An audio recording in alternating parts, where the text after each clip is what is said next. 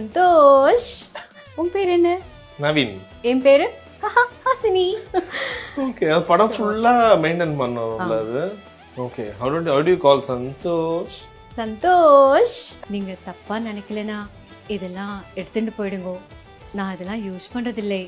தலைக்கு சீயக்காய், முகத்துக்கு பயத்தமாவு, உடம்புக்கு கடலை மாவு, அவ்வளவுதான். ப்ளீஸ் எடுத்துட்டு போயிடுங்க. நான் கல்யாணம் ஆனதுக்கு அப்புறம் சமையல் பண்ண கற்றுக்கிட்டேன், யூடியூப் பார்த்து கற்றுக்கிட்டேன். இப்போ வந்து I am a creative cook. So I am a chef.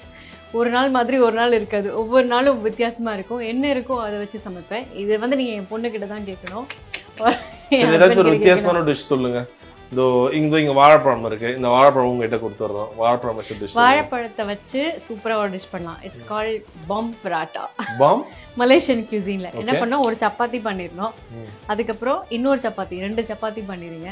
இந்த சப்பாத்தி மேலே இந்த வாழைப்பழத்தை, நல்ல பழுத்த வாழைப்பழத்தை கட் பண்ணி ஸ்லைஸாக வச்சுட்டு மேலே கொஞ்சம் சர்க்கரையை தூவிட்டு இன்னொரு சப்பாத்தியை வச்சு அந்த ஓரெல்லாம் ஒட்டிட்டு சப்பாத்திக்கெல்லாம் லைட்டாக பட்டர் தடவி போட்டு எடுத்து அப்புறம் சாப்பிட்டு பாருங்க. அந்த கேரமலைஸ்ட் வாழைப்பழம் வந்து அப்படியே இந்த ரோஸ்டட் சப்பாத்தில கட் பண்ணா ஃப்ளேக்கி ஃப்ளேக்கியா பரோட்டா. வேற ஏதாவது ஆட் பண்ணிக்கலாம், உள்ள நியூட்டெல்லா, சாக்லேட், பீனட் பட்டர்லாம் ஆட் பண்ணிக்கலாம். நல்லா இருக்கும் நீங்க சொல்லும்போது. எல்லாம் சாப்பிட்டா நல்லா குண்டாயிருவோம். ஆமா தெரியுது, ஹை கேலரி. இல்ல சாக்லேட் பீனட் வேற. ஆனா வாழைப்பழம் வச்சு பீனட் பட்டர் போட்டு மேல நியூட்டெல்லா ஊத்தி ஒரு பட்டர் போட்டு எல்லாம் சேர்த்து சாப்பிடுவோம் மேம். அன்ஹைஜீனிக். நோ. அப்படியா? சரி, அப்ப அதுக்கு நோ. வேற என்ன நீங்க சப்பாத்திக்குள்ள போடலாம். அதுக்கு பேர் என்ன?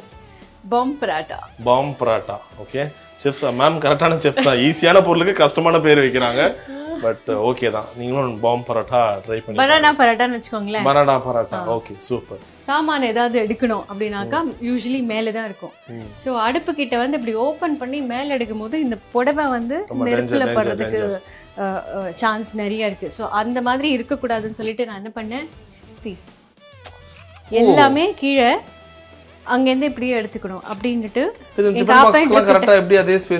அதுதான் என்ன பண்ணேன்னா, ஃபர்ஸ்ட் டிஃபன் பாக்ஸ் வாங்கிட்டு அந்த பிளைவுட்ல அந்த டிஃபன் பாக்ஸ் வச்சு சர்க்கிள் வரைஞ்சு ஸோ சிஎன்சி கட்டிங்ல கட் பண்ணி கொண்டு வர சொல்லி, அதுக்கப்புறமா அதே ஷேப்ல எத்தனை பாக்ஸஸ் வேணுமோ அந்த ஷேப்ல கட் பண்ண சொல்லி, அதுக்கப்புறமா அதில் ஃபில் பண்ணா கூட ஒவ்வொரு வாட்டியும் திறந்து மூடியை திறந்து பார்க்கணுமா, ஐயோ அதுல என்ன இருக்கு இதுல என்ன இருக்குன்னு தெரியாது. அதுல பேர் எழுதி அந்த பேர் ஒட்டு போயிடும். அந்த மாதிரி இருக்கக்கூடாதுன்னு டிரான்ஸ்பெரண்ட் லிட். ஓகே. சோ இப்படி பார்த்தாலே ஓகே, இதுல ரவை இருக்கா? கரெக்ட். இதுல அரிசி பருப்பு ஸ்மால் குவாண்டிட்டி, பெரிய குவாண்டிட்டி வேணும்னாலும் பாருங்க. நான் எடுத்து காட்டலாம் ஆடியன்ஸ்க்கு. பாருங்க மேல இந்த மாதிரி டிரான்ஸ்பெரண்டா இருந்தா நமக்கு திறந்து பார்க்க வேணாம். இது வந்து டீ தூள். தொட்டு திறந்து பார்த்தாக்க அழுக்காயிடும், இன்னும் ஸ்டிக்கி ஆயிடும் கிச்சன்ல. சோ அதெல்லாம் ஆகாது. இப்படியே பார்த்து வெளியில இருந்தா தான் அந்த எண்ணெய் பிசுக்கு எப்படியோ ஒட்டும். இந்த மாதிரி உள்ளே இருந்தா கண்டிப்பா அது க்ளீனா இருக்கும். So this is a tip. சமைச்சிட்டே இருக்கும்போது நடுவுல திடீர்னு ஐயோ உப்பு தீர்ந்து போச்சு அப்படின்னு நமக்கு தோணும். ஆனா சமையல் பண்ணும்போது ஒரு பேப்பர் எடுத்து பென் எடுத்து எழுதணும் அப்படிங்கிறதுக்கெல்லாம் டைம் இருக்காது. ஸோ டக்குன்னு போய் எழுதிக்கணும் அப்படின்னு இங்க ஒரு போர்டு.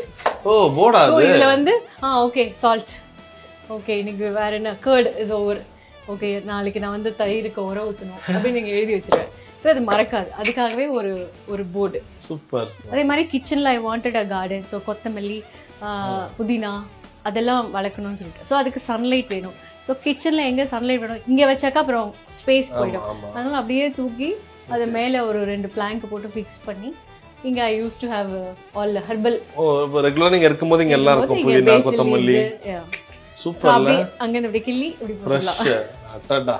அதுக்கு ஒரு ஐடியா சொல்லுங்களேன், வீட்டில் ஈஸியாக கொத்தமல்லி புதினா வளர்ப்பது எப்படி? கொத்தமல்லி அப்படியே அஞ்சல்பட்டியில இருந்து எடுத்து ஒரு பாட்ல மண்ணுல அப்படியே போட்டாலே கொத்தமல்லி செடி. அதான் தனியா தான் கொத்தமல்லி. சும்மா மண்ணுல போட்டாலே ஒரு 15 டேஸ்ல அப்படியே முளை விட்டு அழகா ஃப்ரெஷ்ஷா வந்துரும். ஓகே. வேற புதினா வந்து நீங்க மார்க்கெட்ல இருந்து புதினா வாங்குறீங்க இல்லையா, அந்த புதினா கட்டை ஆஞ்சதுக்கு அப்புறம் அந்த குச்சியா இருக்கும்ல, அந்த குச்சியெல்லாம் மொத்தமா ஸ்ட்ரெயிட்டா கட்டு பிடிச்சி சிசர்ஸ்ல ட்ரிம் பண்ணிட்டு அப்படியே மண்ணுல வச்சிருங்க, புதினா வளர்ந்துரும். ஓ, அவ்வளவுதான். ரொம்ப சிம்பிளா இருக்கு. வேண்டியதான். இதை தாண்டி நம்ம போய் கட்டு வாங்கிட்டு இருக்கோம் கடையில. அவங்களும் மழை காலம்னா ரொம்ப அதிகமா சொல்றாங்க, 15 ரூபா 20 ரூபா சொல்றாங்க. சரி வாங்க நம்ம அப்படியே அடுத்த ரூம் போயிடலாம். இன்னொன்னு கிச்சன் ஹேக் வந்து ப்ளீஸ், நிறைய ஹேக்குகள் உங்ககிட்ட நாங்க கேட்டே இருக்கணும்னு ஆசைப்படுறோம். Water dispenser. அது வந்து ஒரு திருஷ்டி பொம்மை மாதிரி இருக்கும் கிச்சன்ல. அப்படியே பெருசா அப்படி மாட்டி வச்சு ஒயர்லாம் தொங்கி அது இருக்கக்கூடாதுன்னு வாட்டர் டிஸ்பென்சர் என்ன பண்ண கவர் பண்ணிட்டேன். ஓகே இல்லைன்னா பாருங்களேன் இப்படி இருந்தா எப்படி இருக்கும் ஆமா கிச்சன்ல. Correct it's spoiling the beauty right. So தண்ணி குடிக்கணும்னா ஓபன் பண்ணி குடிச்சிட்டு திரும்ப வேணும்னாக்க க்ளோஸ் அப்படியே பண்ணிடுங்க. எடுத்து இப்படியே எடுத்து பண்ணுங்க. Okay nice. பாருங்களேன் வாஷிங் மிஷினுக்கு தனி ரூம், வாட்டர் பீஃபருக்கு தனி கபோர்டு, வேற அதே மாதிரி gas meter inside covered with cupboard. Okay அப்புறம் வந்து மைக்ரோவேவ் அவன் எல்லாம் உள்ள. இல்லைன்னா இந்த மேடை ஃபுல்லா வந்து அப்ளையன்சஸ் தான் இருக்கும். ப்ரொவிஷன் ஃபார் வெங்காயம் தக்காளி வந்து எப்பவுமே காத்து போற மாதிரி இருக்கணும். ஸோ ட்ரால வச்சு க்ளோஸ் பண்ண முடியாது, வெளியில வச்சு இங்க அப்படியே வெங்காயமா இருக்கும். அதனால ஹோல்ஸ் பண்ணி அதுக்கப்புறம் அதுக்கு ஒரு ட்ரா. மூடிட்டீங்களா? இப்போ எப்படி காத்து?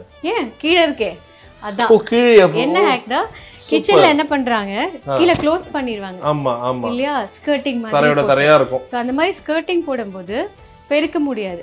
ஸோ ஏதாவது பருப்பு எல்லாம் கீழே போயிடுச்சுன்னா கற்பாம்பூச்சி வரும். பல வருஷத்துக்கு அது அங்கேயே இருக்கும். கரெக்ட். ஸோ அது மாதிரி ஸ்கர்ட்டிங்கே இல்லாமல் மொத்த கிச்சனையும் அந்த பிளாங்க்ஸ் எல்லாமே ரைஸ் பண்ணிட்டேன்.